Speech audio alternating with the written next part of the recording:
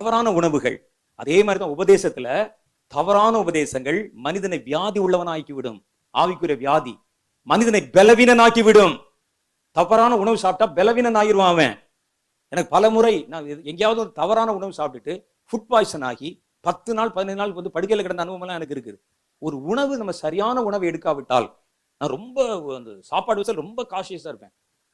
எதை கொடுத்தாலும் சாப்பிட மாட்டேன். எனக்கு அது சேர்ந்தால் நீங்க எவ்வளவு கம்பல் பண்ணாலும் தொட மாட்டேன். அப்படி இருந்துமே நான் பல தடவை மாட்டிட்டேன் சில இடங்கள்ல.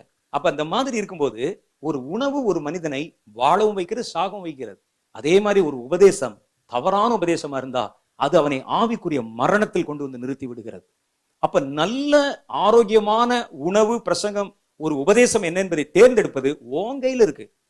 நீங்க தான் அதை தேர்ந்தெடுக்கணும். இங்கே வந்து கேட்டு அல்லேலூயான்னு சொல்றது, வந்து ஜெபம் பண்றது, அங்க ஆட கூப்பிட்டு அங்க போய் ஆடுறது. நான் பார்த்தேன் சில வீடியோஸ்லயே இந்த ஆட்கள்லாம் அந்த திறப்பின் வாசல் ஜெபத்துல முன்னால உட்காந்து ஜெபம் பண்ண ஆட்கள் மாதிரி தெரியுதே, அதேதான். அங்க வந்து அப்படி கதறது, ஐயோ ஆண்டவரே இந்தியாவை காப்பாற்றும் சொல்றது. அங்க வந்து ஒரு ஆட கூப்பிட்டு உள்ள வந்து அந்த மாதிரி புகை விட்டான்னா அங்கேயும் போய் ஆடிட்டு இருக்குது. எதுலயாவது ஒன்று நமக்கு நல்லது கிடைச்சால் போதும்.